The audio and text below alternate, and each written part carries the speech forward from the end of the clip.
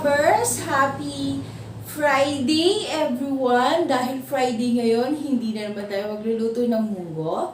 Magluluto naman tayo ng gisadong miswa patola. So, napakasimple lang siyang gawin at madali lang yung kanyang mga ingredients.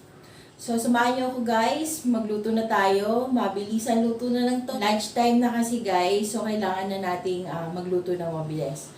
So, samahan niyo ako guys. Tara! Let's go! Okay guys, ito yung mga ingredients na gagamitin natin para sa ating miswa patola. Meron tayong ground pork. Ayan. Meron tayong sibuyas, bawang at kamatis.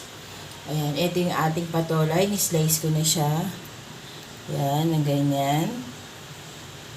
And then, ito yung ating miswa.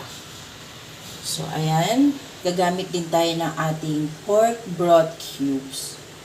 Dahil pork ang ating ilalaho. So, tara. Let's go!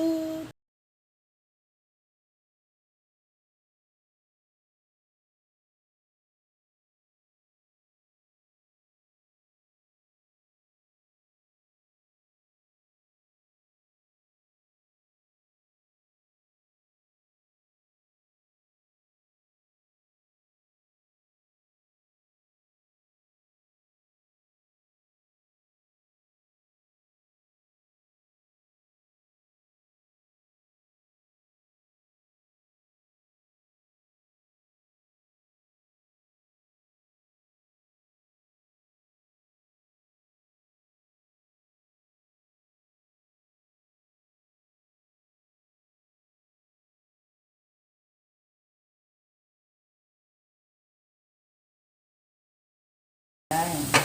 Lagay na natin ang ating pork cubes, pepper, chili powder, at lagyan na rin natin siya ng tubig para maging sabaw natin.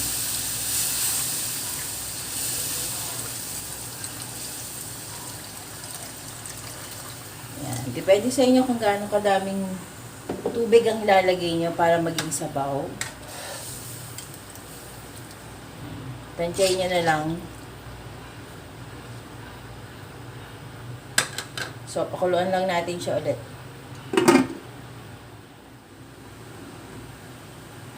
So, ayan. Lagyan natin ng 2 sandok na patis. 1, 2.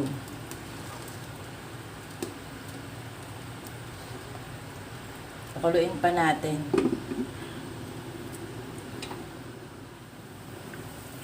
Yan. Kumukulo na ang ating sabaw. Lagyan na natin yung ating mga patola.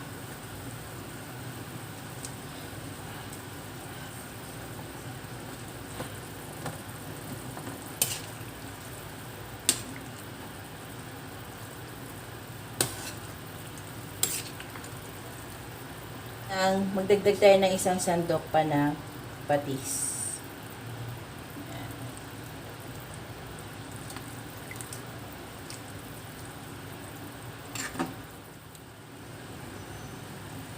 Ayan. Kumukulo na siya. Ayan, luto na yung ating patola. Hindi natin siya i-overcook. Lagay na natin yung ating miswa. 1 kulo na lang and then ready to serve.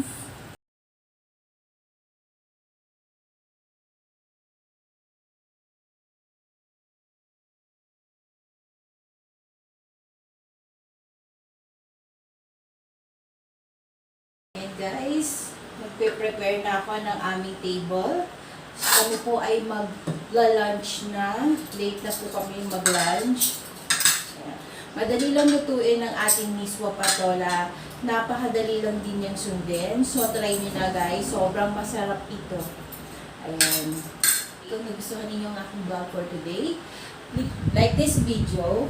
And kung hindi ka pa nakakapag-subscribe sa aking YouTube channel, please do subscribe to my YouTube channel.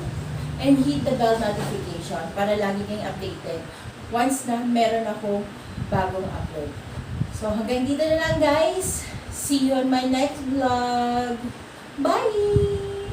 Try nyo na to guys. Masarap.